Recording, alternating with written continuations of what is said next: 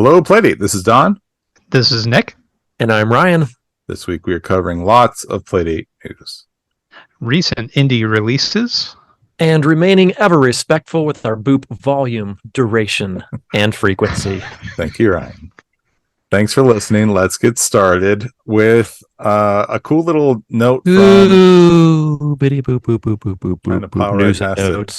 notes. With a little note about a previous episode. We covered dots on a recent episode, and one of our confusing notes about it was that there was no music for this rhythm game. And so Pizza Fuel Dev added music. And so I don't know the best way to do this. He posted it on our Discord, like the file and everything. So I have a link to his Discord post. So, I mean, if you're in the Discord, you can download the game with the... Ooh, are we allowed to say that? You can download a musical version of the game or listen to the music that he put in it through our Discord. This is a compiled version of the open source that's right.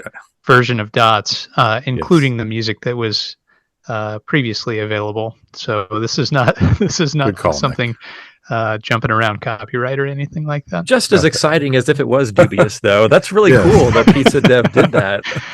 Yeah. Did you guys try it? Have a chance to try it?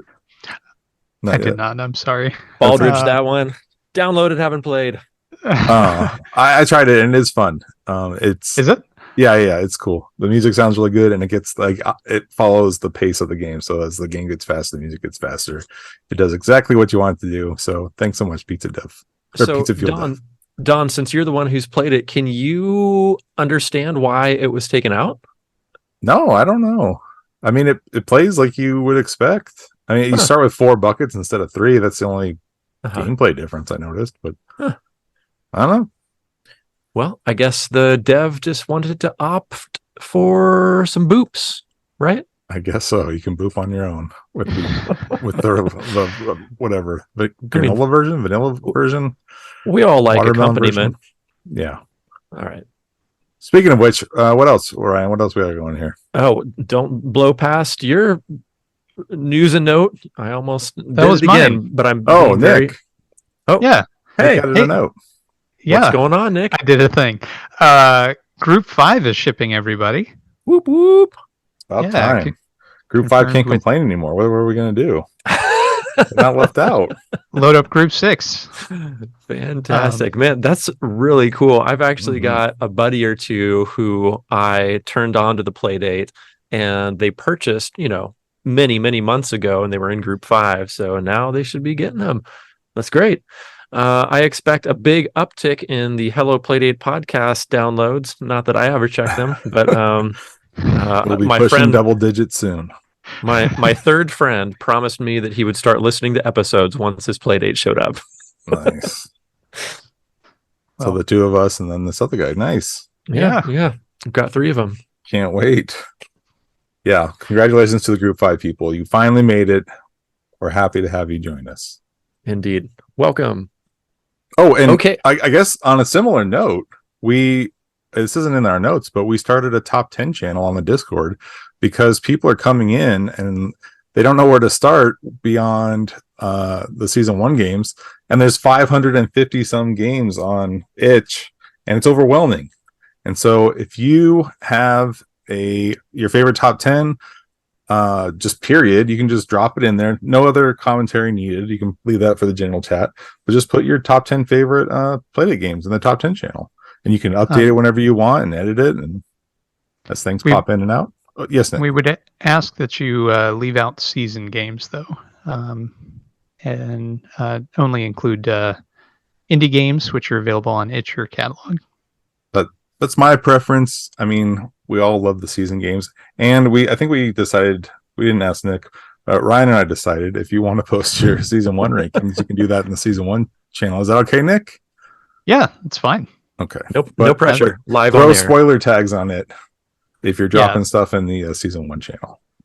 Remember, everything is new to Group 5. To Group 5, yes. Okay, moving on. Cool. Lots to do in Discord.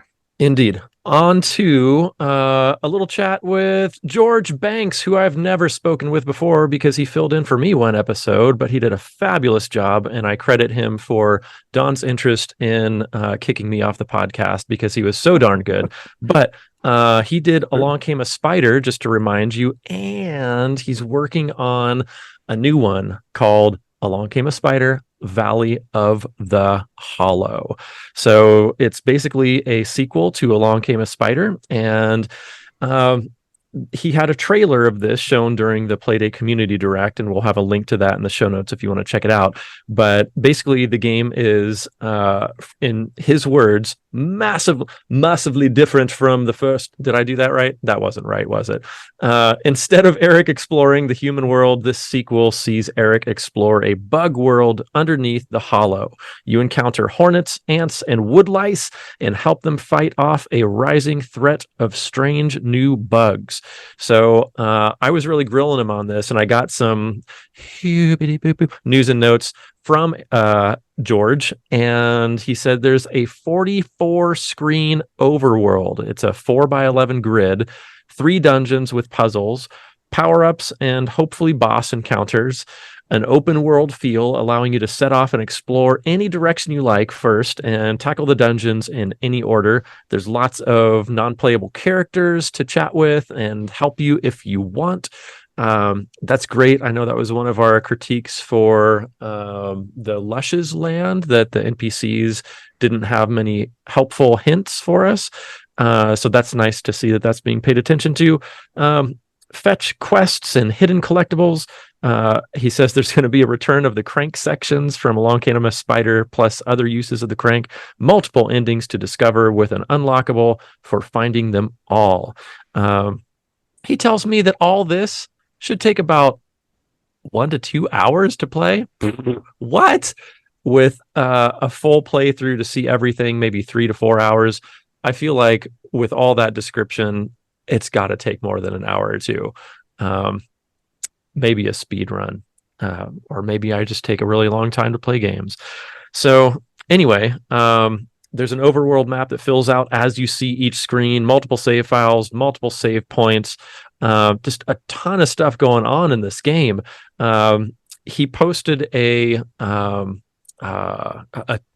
poll on Twitter and was even asking for input about what people like in dungeons so that he can include more of that in the game, which I thought was really neat and sort of directed me to reach out to him. Let's see. I asked him about things like developing the game. He said development has been hard, and really pushing Pulp to the limits. Like he's said, some of the stuff was borderline breaking Pulp, and so he has to pull back a little bit. And I asked him about a release date. I know people probably don't want to think about that when they're in the middle of developing, but it's me, so I asked anyway. He said we're hoping to release in the spring, which we are now at the end of summer. And so he said now they're hoping that it will be out by Christmas. We will keep our cranks crossed here on the Hello Playdate podcast that is true, but we know that whenever it comes out, it's going to be great.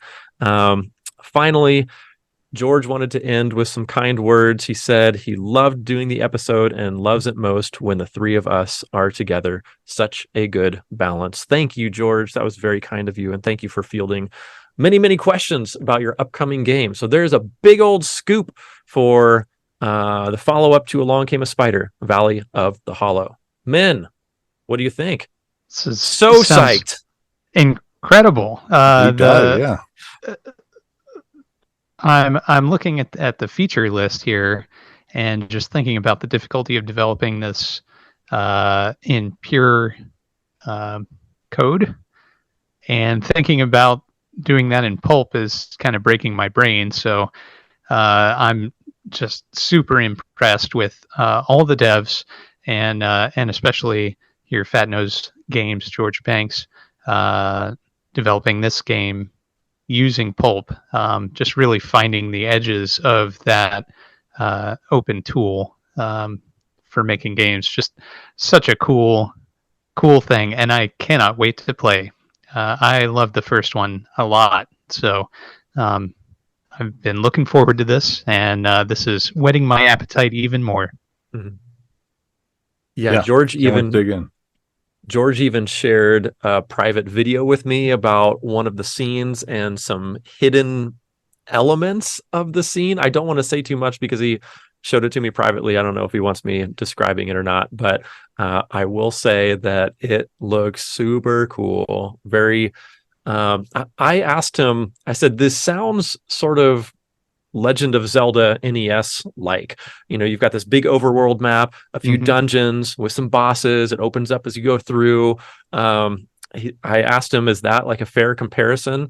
And he said, yes, that's definitely an influence, but to please temper people's expectations about this game not being Legend of Zelda. But I will say that it's got a lot of cool stuff going for it, and I can't wait. It's going to be a Christmas present for us all from George Banks of Fat Nose Games.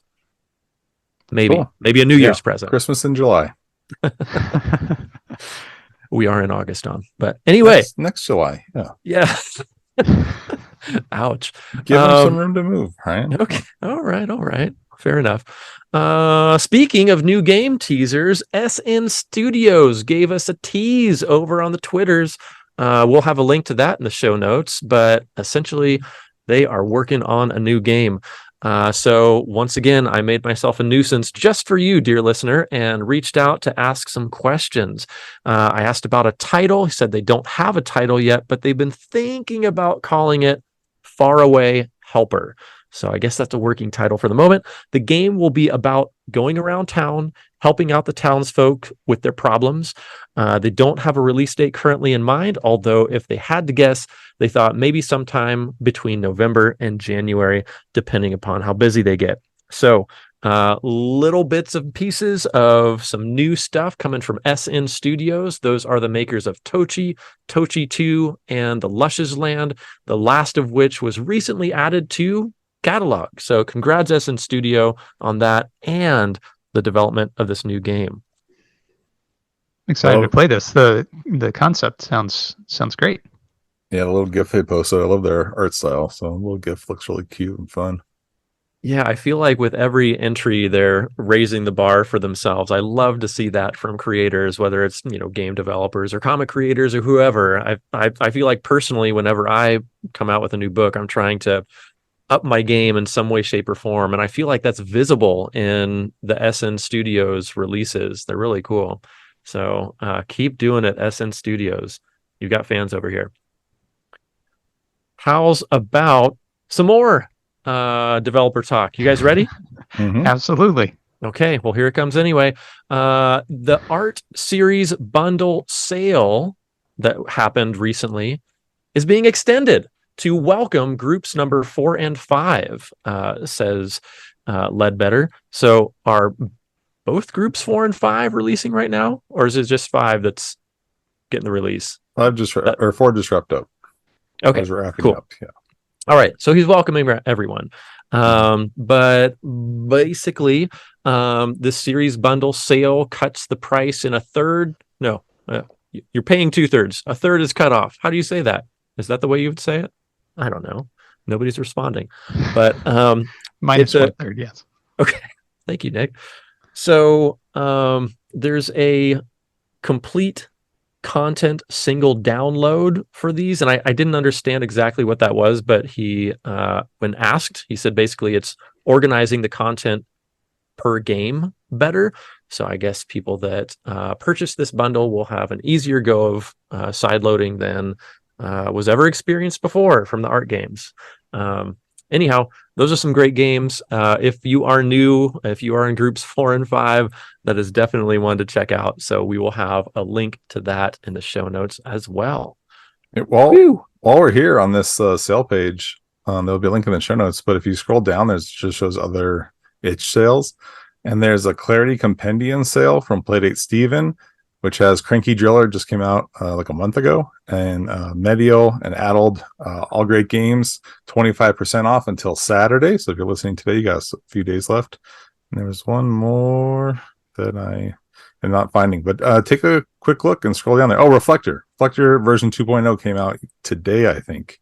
and it is 30% off. So Nice. worth taking a peek. Yeah. Boy, all kinds of sales going on. Sweet. Very cool.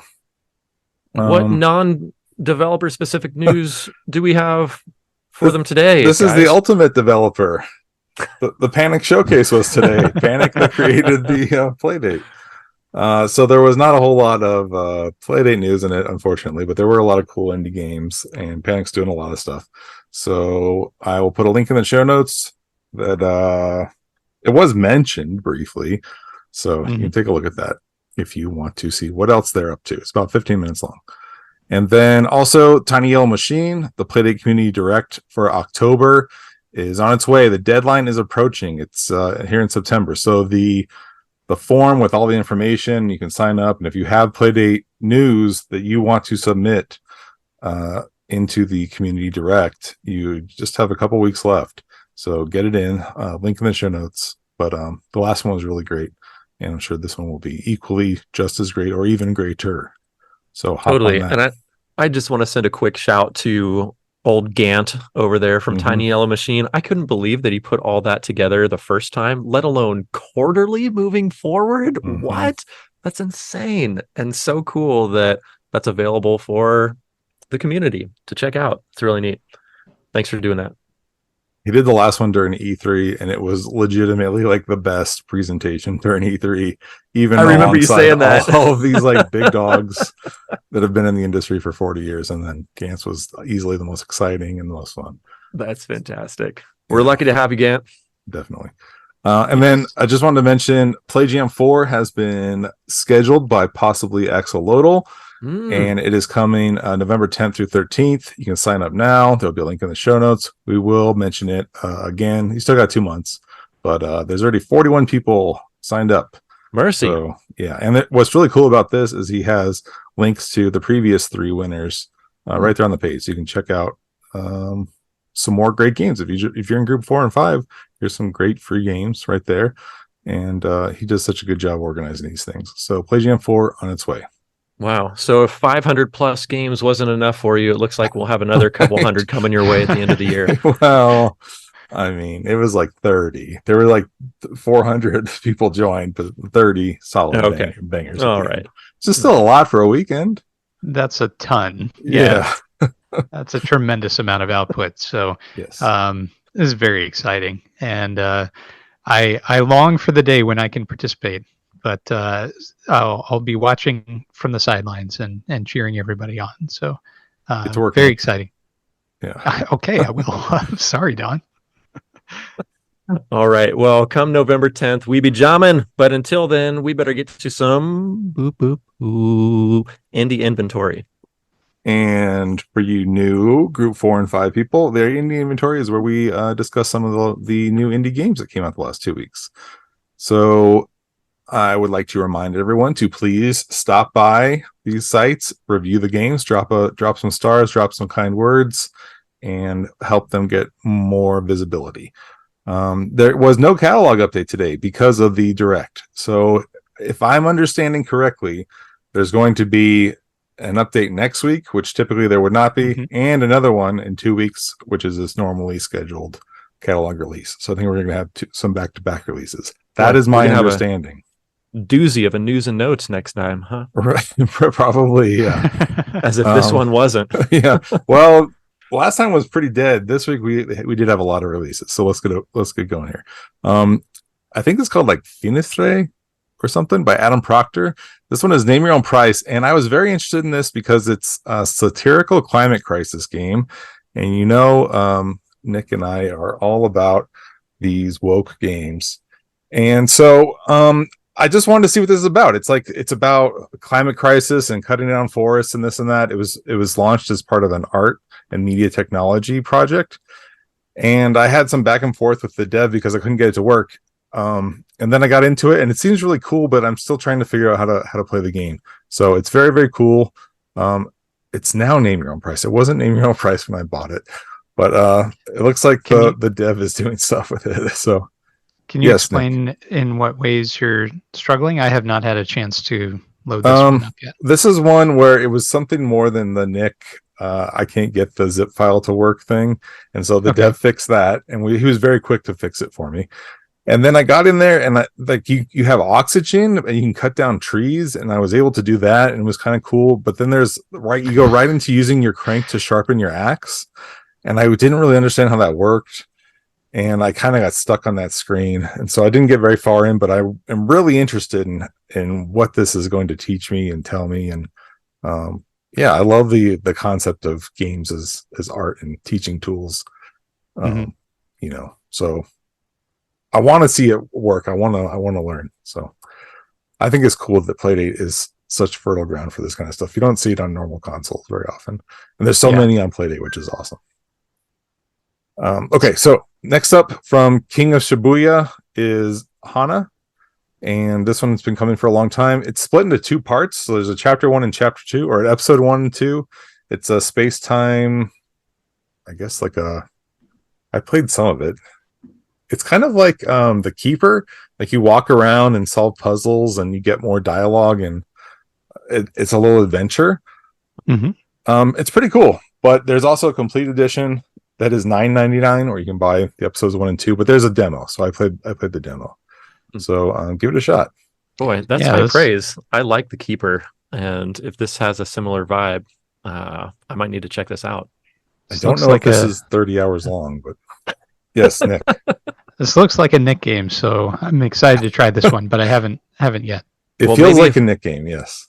Maybe if I read the itch page for it, it won't take me 30 hours. All right.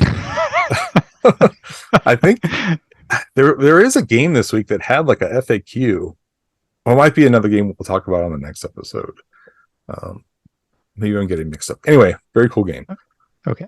Nick, Ikaruga Snake is free. Yes. I see your name next to it. You must have tried it, right? I did. What do you think of this? Don, I don't know if I've told you in the past week how much I love the game Ikaruga. Yeah. But for those who are unfamiliar, it's a vertical scrolling shooter where you're in a spaceship and you can change from black to white. And when you do so, it absorbs the same colored projectiles that are shot at you. So there's 100 billion bullets on the screen at any given time, and you're constantly flipping back and forth between black and white to absorb the appropriate things. And you're trying not to let one sneak through because you'll get blowed up. So Ikaruga Snake is the same basic concept, but with Snake, the familiar game of eating things, getting bigger, and avoiding running into yourself or walls. The added mechanic is flipping back and forth between black and white so that you can eat fruits of the appropriate color. This is way harder than I thought it was going to be. Yeah. And I really stink at this game, but it is really fun. And I found myself replaying it over and over again, despite how poorly I was doing. At any rate, the graphics are amazing. It's very smooth. The play control is a little tough in that it plays sort of like Pac-Man or Snake. You can't just turn on a dime. You have to wait for specific intersections. Yeah, it's grid based. Yes. So it makes it a little challenging because the grid is fairly large compared to some of the other Snake games on Playdate. But once you get the hang of that, then you have to contend with flipping back and forth between black and white, which is a lot more complicated than you might expect because of the way that fruits are algorithmically grouped together. So you have to constantly basically what does that even mean? What does that mean? Fruits are algorithmically grouped together. As you eat a fruit in Snake, another fruit typically appears somewhere on the playfield. What I'm saying is that there's math behind the scenes that controls where and when those fruits appear. Why don't you say that then? But algorithmically grouped sounds cool. We have to. Anyway, parse out the final answer. Anyway, Don, edit out the last 20 minutes, please. Easy. I'm teasing. So yeah, it'll cluster a big group of white fruits together, and then a big group of black fruits together, and then it'll throw one or the other somewhere in the middle, and so it's really tricky to kind of flip back and forth. And the graphics are really cool when you're say when you're set on the black snake where that can eat the black fruit. The white fruits will turn all spiky and difficult to eat looking. Oh, I like that. Yeah, same vice versa. So it's a neat little effect, and it works really well. And I sure wish I was more coordinated so I could get a better score. But Ryan, what sometime great... I'm sorry. Go ahead. Sometime you and I need to battle on this game, I think. Totally. I love that visual feedback that you just laid out in plain and simple English. But because you say that you're very bad at this game, I will probably love it, because every time you're bad at a game, I love it. Whitewater Wipeout, Hyper Meteor, any of those games are my jams. Just like Dots. You became very good at the game, so now I no longer like it because you got a better score than me. So that one time. I will say, so it is very, very hard. And I was like, oh, Ryan's going to love this. But I think something that would really help the game, because the snake is so large, is just start out with less fruits. Have like one black and one white fruit, and then build up from there. Or, I mean, it would be easier to make everything smaller, but if they just started with that, it starts with like 15 fruits on the playfield at once, and you die in like 2 seconds. It would totally change the tone of the game if they shrunk everything down, though. Yeah. So like I understand why they don't do that. The amount that your snake grows seems to be an entire grid section, which makes sense. But that's very, very large on the playfield. Yeah. This bottom picture shows the white snake is like the length of the whole screen. That's got to be fake. There's no way someone can do that. Disbelieve. Yes. It says that the crank adjusts the speed of the snake. Maybe I had it cranked way up or something. What? That's what it says on the screen here. I should experiment with all the controls. Don't forget to read that itch page. Yeah, always. Apparently. All right. We talked about this for like 45 minutes. We should probably. All right. Yes. Cool. Well, next one up, it looks like I also played it in addition to Nick, so we'll talk about it even longer.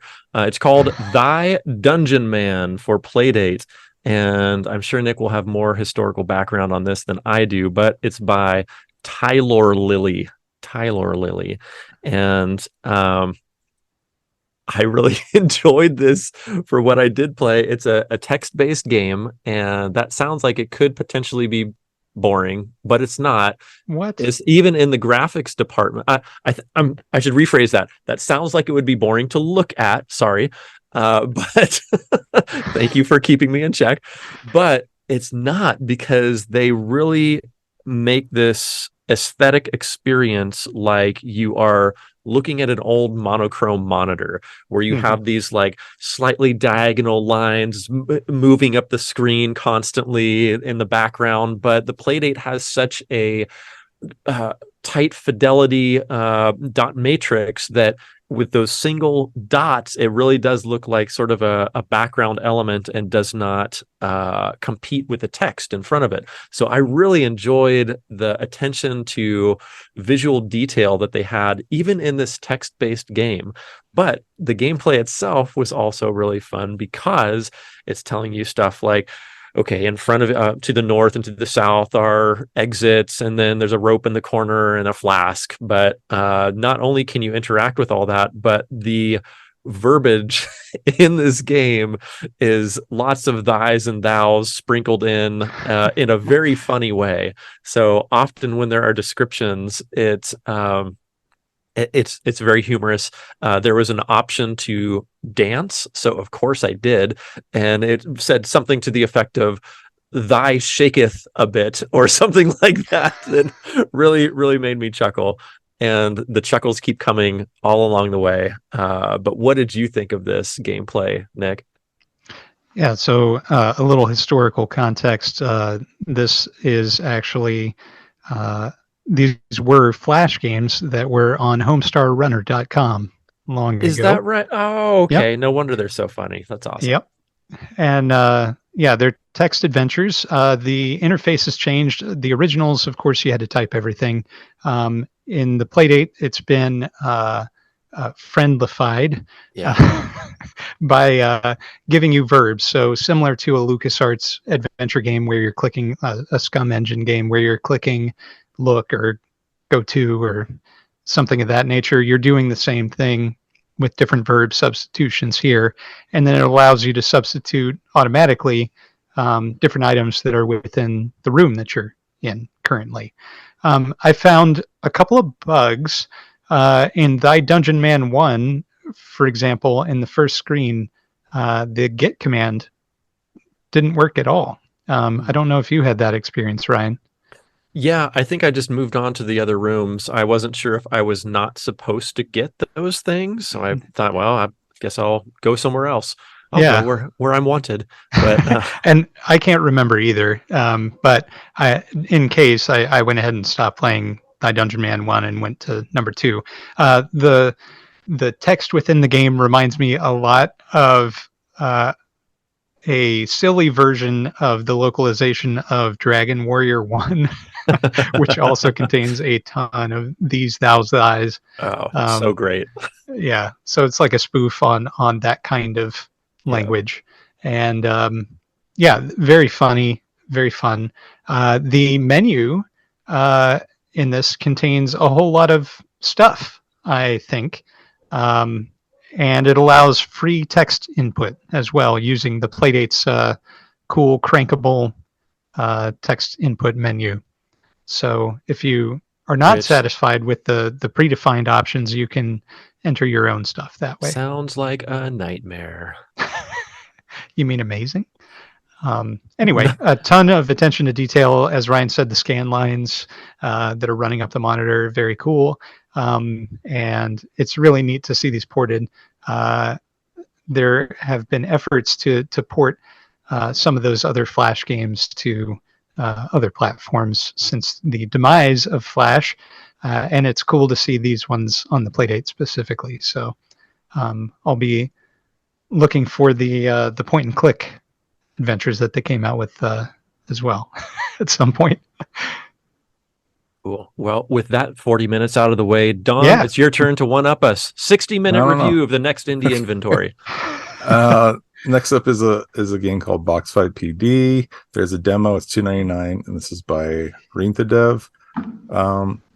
The demo, it's a really cool concept. Like you move your box around, and it's kind of like Tempest. Like you're trying to get to the opposite side of the enemy, so you can shoot across the playfield to hit them. But it just works really slow, and I had a hard time with it. Like you just move much too slow. The bullets move very slow. So I don't know if it was a limitation of the demo or if the full game works like this, because I know there's 4 difficulty modes in the demo. I mean, in the full game. So I really wanted to like it, but it was not working very well on my Playdate. So maybe that'll get fixed up. Next up is called Undo the Explorer by Mad Runners.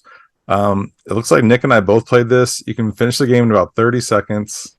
It's free, but I don't know. It's fun. It's cool. You just make your way through a little dungeon, but I like what's there. I mean, if they expand this into a full game, I'd play it. Yeah, I'm looking forward to more. It's really neat to see different ways that developers use pulp. So this is really neat. Keep it up.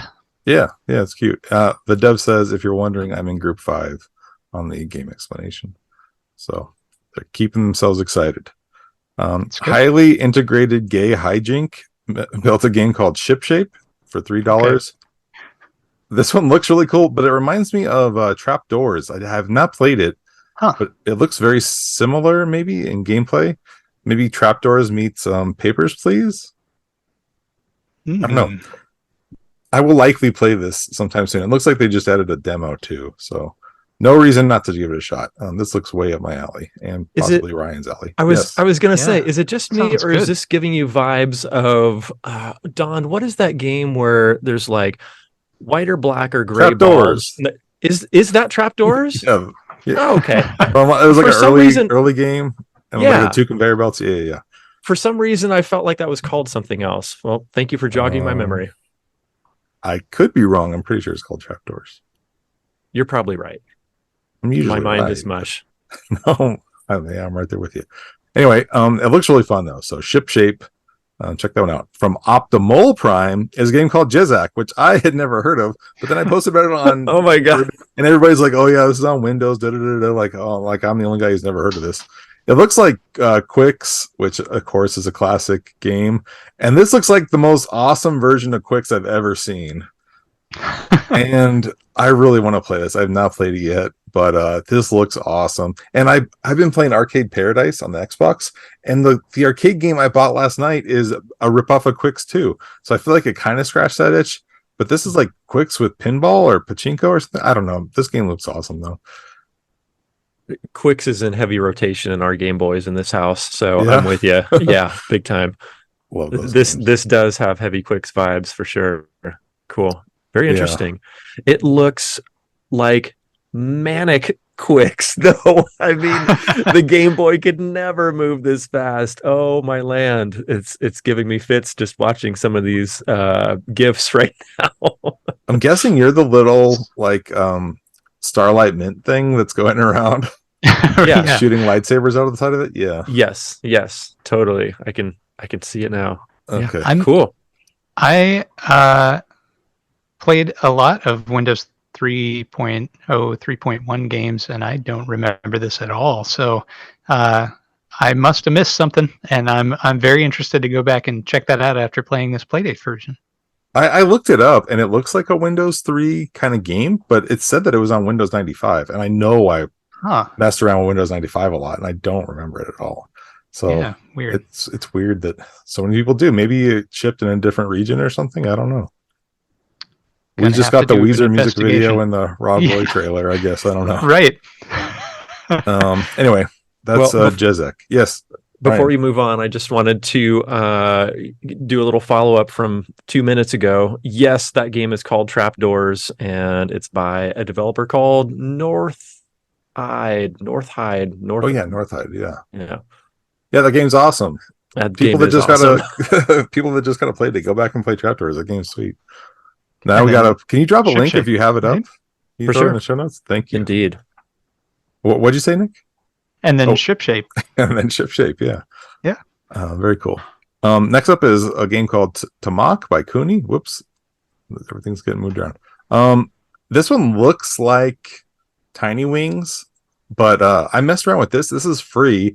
You're like a little ball bouncing on a waveform, but you like use the crank to turn this what is it, a cylinder, kind of like an old piano cylinder, and you bounce, and every time you hit something it makes a noise, and you try not to like get hit by these little bouncing balls. It's hard to maybe just to visualize with me describing it, but once you start playing it, it's very easy to figure out what you're doing, and it's a really fun little toy. It reminded me of Electroplankton, like something you would find in there.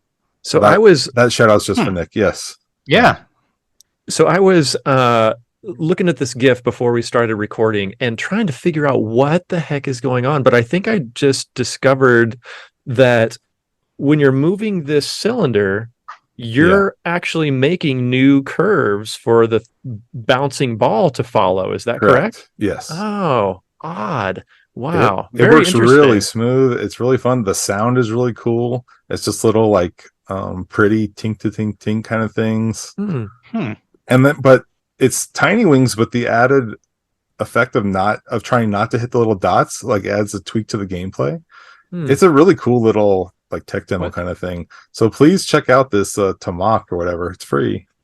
Cool. What is Tiny Wings? You've mentioned that a couple times. Have you played like Alto's Adventure or Alto's Odyssey? Tiny Wings is probably the biggest one. It's a game where basically when you hold A, it causes your bird to go down, and it's just a series of hills. So you want to hit the downslope of the hill and then ramp off the upslope. and get more air. It's a mobile game, so every time you touch the screen, you go down really fast, and you're basically just trying to ramp off the hills as high as you can. Okay. Yeah. Very cool. I thought it was basically going to be a ripoff of that because the first waveform looks just like that. But then, like Ryan said, you can start making crazy patterns if you want. That's really neat. Yeah. I highly recommend checking this out. And then last up is Yon Story. This one just came out today by by another dev. Alif Nahidi. The price already changed, so now it's $3. When I wrote this an hour ago, it was $5.60. I don't know. I don't know what it is. It looks like a cool little pulpy adventure story. Yeah, adventure. Like there's a knife in the one image, but now the knife isn't there when you go to click through to the page. So I don't know what this is. It's also got a hangry meter, which has me interested. So basically, if you're listening, maybe wait until tomorrow and it'll be name your price. Maybe. Yeah. I don't know. It looks kind of cool. So it does. Mm-hmm. Yeah. Whatever. So much variety this week. Wow. For sure, man. Yeah. We should just sign off now. We don't even need a pixel panel this week. Yeah. Well, we've got 18 minutes left. Okay.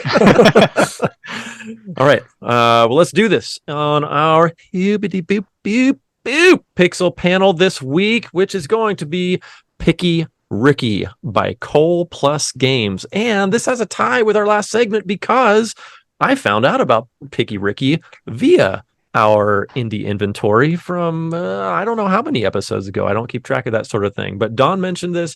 It got me real excited when we were clicking through and I was looking at it, played it, and thought, oh man, this is very interesting. It looks like sort of a Mario type platformer where you are a tiny bunny. However, there is a big qualifier to that, is that you, as this bunny rabbit, cannot jump. The only way that you're able to jump is by pulling up these little vegetables, these carrots, these vegetables out of the ground.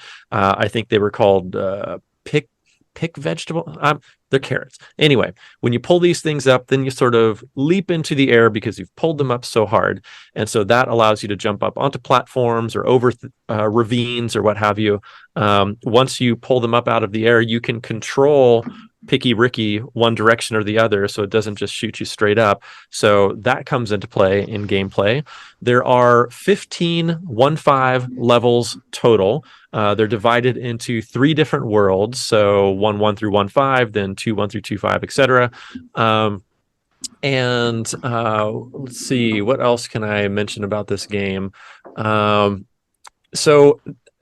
Oh, that's right. I'm leaving out the part about how you pull up the vegetables is via the crank.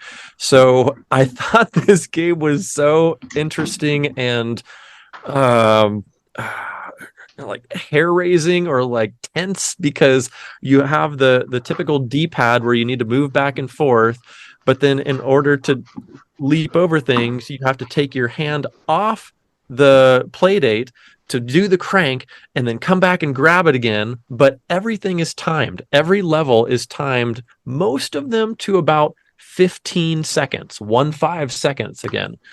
So each level, you've got to do it pretty quick. But there's this like puzzle element to completing these platformer stages, because you'll think you move in a traditional way, but then you have to move in a way that you did not expect, or there are hidden carrots that you did not expect to be there, and you have to find them in order to progress. Lots of really interesting puzzly type elements in order to get through each of these levels. So I felt like each of these levels built on one another quite nicely and ramped up in difficulty really well, to the point where the first levels you can probably get within a couple few tries, but then as the levels progress, I really found myself having to repeat and repeat and repeat. But it wasn't to the point where it frustrated me very much.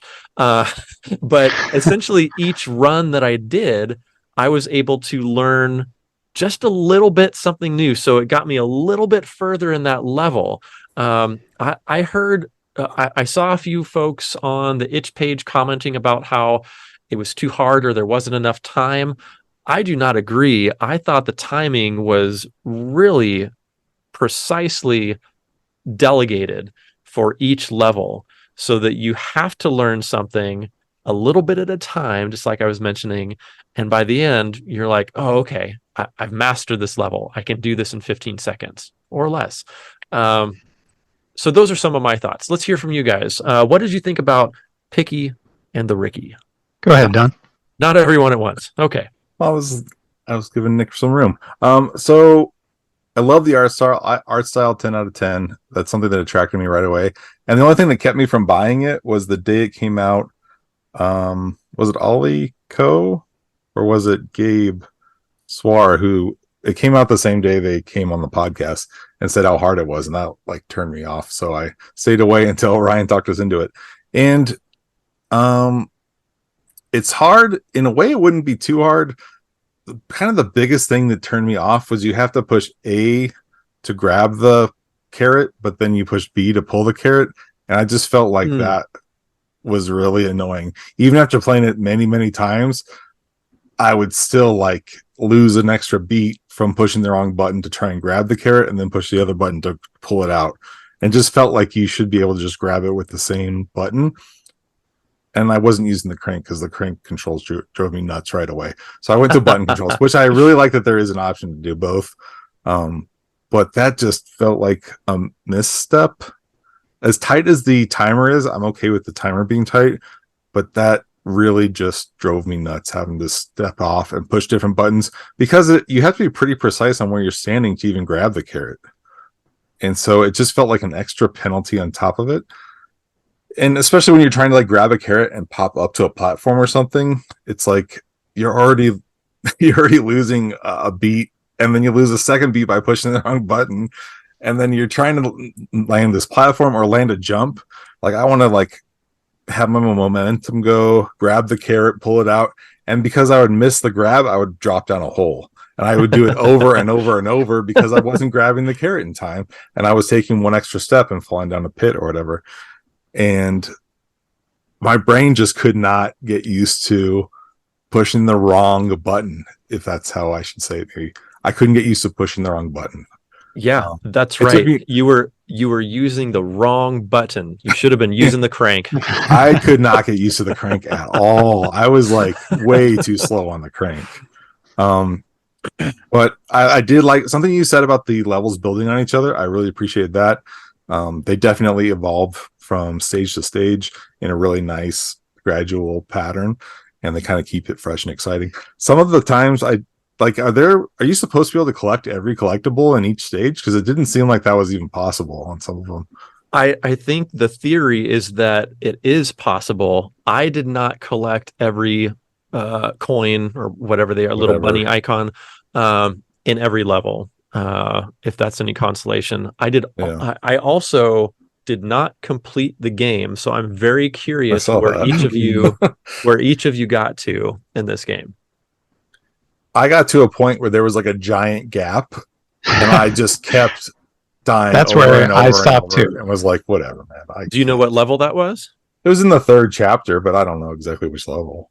It was in the 2nd chapter. And I thought I made it to the 3rd chapter. Maybe you did. Maybe there's an even bigger gap later on. It was a really big gap. I stopped somewhere in the middle of the 2nd chapter. Okay. And before we get into where Ryan left off at the very last segment of the last stage, I thought I'd give you a couple of my thoughts. Now, the first thing I should say, like right up front, is that I don't know that I'm the target audience for this game. So I've got some thoughts and some suggestions or criticism, but it's coming from a place that maybe I'm just not the right audience.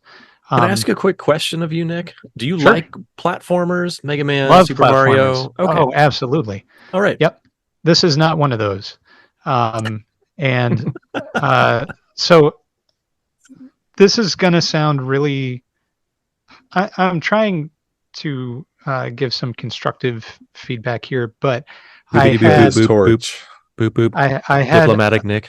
well, I'm attempting, but I had a really tough time with this game. Like I at every turn I was very frustrated by interface, by graphics, by hitboxes, by timer, by almost every aspect of this really bothered me in some way, and it created this kind of sense of dread of each new stage, because each mechanic you have 15 seconds maximum to understand it, integrate it, and then execute it.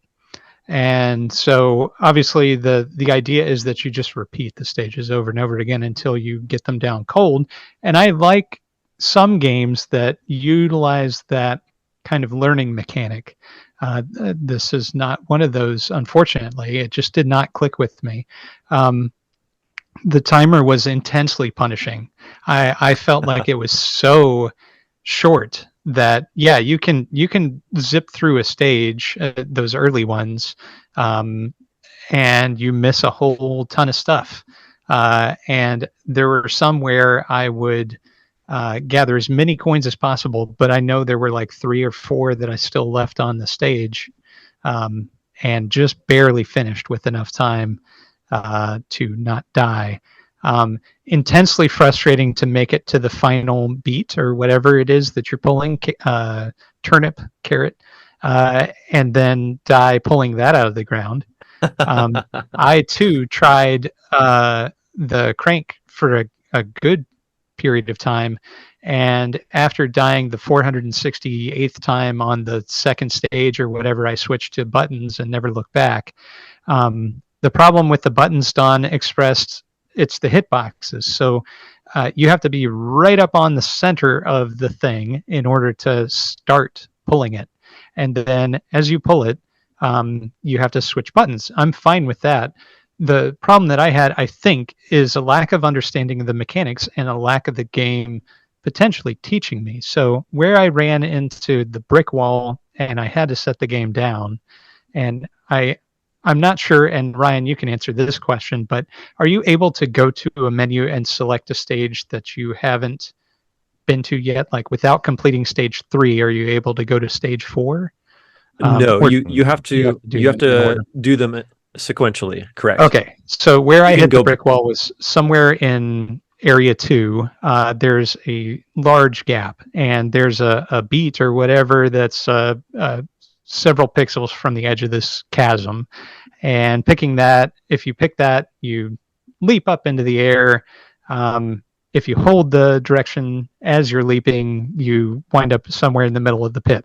So I said, okay, I've already picked a carrot. I have one in stock, so I'll throw it closer to the edge and pick that, and then leap up into the air. And as I'm leaping, I'll move. And I died over and over again trying that. I tried getting, 1 pixel closer and, just really trying to get as close to the edge as possible. The game will not allow you to plant a bead or whatever right on the edge. At least it wouldn't allow me to do that. You had to have enough space for the fully formed vegetable to grow. And in order to do that, you have to be a certain pace away from the edge. So Ryan, how do you get past this giant chasm? Like, okay, it's not obvious to me at all. I'm going to preface this with the caveat that I played 2/3 of this game, meaning World 1 and World 2, about, near a month ago. And then I picked it back up again and almost completed World 3 this morning. So I'm real fresh on World 3. But I think probably what your difficulty here is that you do not have to be directly over the root vegetable in order to pull it out of the ground and jump. A lot of the times you can be, yes, a lot of the times you can be to the side of the root vegetable and pull it up and jump. So there's a couple different things at work here. There's an accessing the root vegetable, like sometimes there's nothing there and you have to like press A to It's the grab. It's the grab, basically. So you press A to grab, but before you press A to grab, move to one side a little bit, then press A. Then you're grabbing it, then do the crank, because that's the right way to do this game, and then you'll jump. So I think you just need to move yourself over a little bit when it's grab time. Huh. Well, I certainly experimented with that, and it absolutely wouldn't do. So I'm doing something real wrong, I think. I'll have to go back and revisit World 2 then and see if I can explain what the problem is. One last thing is I'm heaping something towards this game, and I do sincerely I don't like sounding super negative about anybody's game. This was a ton of work. This is somebody's pride and joy, and it's not my intention to tear it down. Nick hates everything. This game just didn't click with me. But one other thing that I think would help a little bit with that would be 2 or 3 little stage loops. If it alternated the audio a little bit, it would reduce some of the I like the audio, the monotony of repeating the same loop over and over and over again each stage. When you play them a billion times a piece, it does start to drone a little bit. I found anyway. We passed over like a major mechanic of the game. Okay. We're almost out of time, but a major mechanic is you can only hold one vegetable at a time, and you pick a vegetable and then you can plant it one time to basically create another spot you can jump from. And we we skipped right past that. And so, but once you plant it that second time, it goes away. And so if you use it in the wrong spot, you're boned and you gotta restart the stage. And so there's some trial and error in there, like if you're trying to mess around. Most of it's pretty cut and dry, and you can figure out, oh, this is how I speed run the stage. But if you're trying to get different things going, collect different collectibles and whatnot, it's a little bit of practice here and there. All right, I've got a couple of things I want to say to wrap this up. One of the things that Nick mentioned that I will side with is that I do remember having a little difficulty when I first started the game learning the controls. And there are some learning aspects to it, some tutorial aspects to it, like a big arrow pointing, like here's this thing, interact with it. It took me a little bit to understand. I want to say that there was an update to the game. We were playing with version 1.2. I'm not sure if we mentioned that already or not, but if you downloaded this game 34 days ago from right now, you got version 1.2, which added the ability to alternate crank direction, which I think is key. So initially, the crank direction was counterclockwise, which the developer was thinking, well, that's the direction that you would use to pull something up. But when you move your hand from A to crank, you're already moving in the direction of clockwise. So it would be really helpful to have that clockwise direction available. So not only did he allow the ability to alternate crank direction, but he also gave the ability to use buttons, as you were saying. Don, I wanted to address one of your concerns, which was having to fiddle around with those buttons.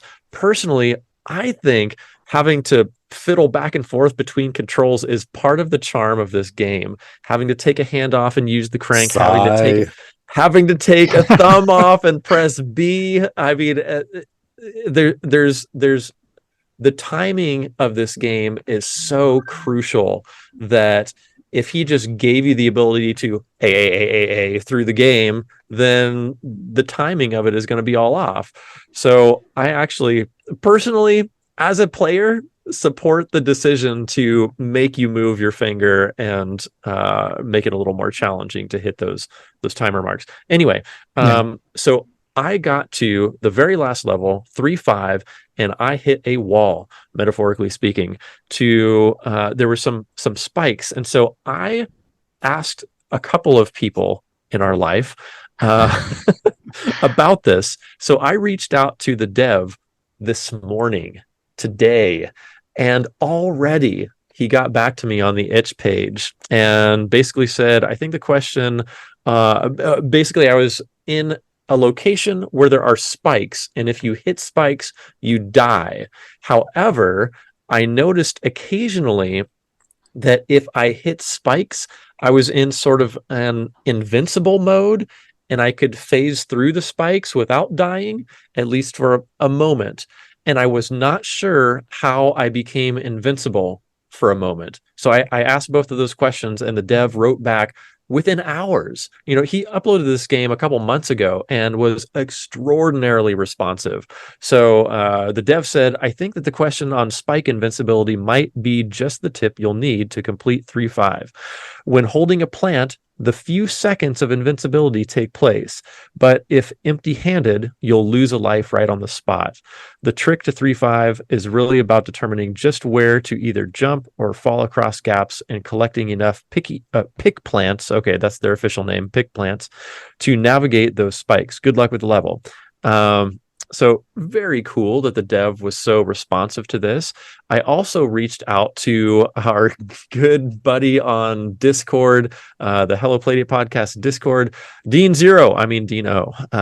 So Dino said to me, the spikes, if you pull up a carrot but are yet to plant it again, it stays in the inventory, top right of the screen. So that was a thing I did not know about until Dean told me, and I asked him today. So now I got to go back and realize, okay, I can have a carrot in my inventory. That was the thing we were just talking about, replanting. I know. It's a giant square. I'm awesome. Thank you. So anyway, he said, let's all point this out. Dean went on to say that has a double purpose. You can save it to bury again and pull up to jump a gap, or you can store it and use it like a one-hit energy bar. What that allows you to do is hit a spike, lose that bar of energy, and become momentarily invulnerable. So that was super duper helpful to me. I have not had a chance to go back and try that, but thank you to both the dev, who is at Cole Plus, and to Dino of our Hello Playdate podcast Discord. Thank you for being such a cool member, Dean. And I also had some listener feedback from Dean, which I wholeheartedly agree with. He said, hey, I've been having some fun with Pikki Rikki. That's why I reached out to him and asked these questions. It took a few sessions to grasp the basic mechanics, and I found inverting the crank essential to support rapid switching from button presses to cranking. I completely agree. He also says, I like how the unforgiving timer drives the action as a core mechanic. I agree. And how the carrots gain more purpose as the game progresses. Now I agree even more that I know what they do. Good replay value. The second run is just as fun. So that means Dean completed this game. So he said he's currently going back and trying to 100% each level, with those coins, and trying to get a grade of A on each of them. Only criticism, he says, is the use of lives. They serve a purpose when chasing the A grades, but a quick restart easily circumvents the impact of losing a life on your grade. I totally agree too. This Dean guy, I feel like he's with it. Overall, plenty of fun, great visuals, and interesting mechanics. Thanks for the suggestion. He said, on a side note, I've really enjoyed playing along. Never been part of a book club, but this feels kind of similar. I wrote back to Dean and I said, this is exactly what we were hoping for. So, you just made our morning. But we hope that folks will play along with these pixel panel games with us moving into the future. So, little plug, hop over on Discord, join the fun over there. We're having some fun digital book club shenanigans, and we would love to see you over there. With that said, Don, you want to wrap us up with how to get to the Discord, etc.? Yeah. Our next pixel panel game is my choice, and I am choosing Crank Crawl, a slot machine where you can choose what the slot outcome is. And it's an RPG, so it's really fun, really good game. And it's only $1, so check it out. But we'll be talking about it more next episode. Meanwhile, you can join us on the Discord to talk about these games and lots more, and input your golf scores and guess the game scores and everything else. But there's a lot going on over there. Thank you everybody who makes our Discord so much fun each day. Our website, playdatepodcast.com. If you have anything else you'd like to add or check out the show notes and that kind of thing and catch up on what we talked about this episode. And Ryan, you have one final thing to knock us out with. I do. Please, pretty please, everybody. I want you to know about my next book. I've been working on this for literally years. In fact, it is a compilation of 20 years of my work in comics, illustration, and design compiled into a big, oversized, beautiful hardback art book. And you can check it out right now at www.onebiteatatimebook.com. That's onebiteatatimebook.com. I'm going to be crowdfunding this in a couple short months in the month of November, but right now I'm gathering some interest and I would love to see you over there. Got a bunch of folks signed up already, but man, this is going to be a big, crazy, production heavy book. So I'm going to need a lot of help to make this happen. So once again, onebiteatatimebook.com, and that'll get you to the right place. Thanks, Don. Very cool. All right. We'll talk to everybody in a couple weeks. Thanks for listening. Thanks, everyone. Adios.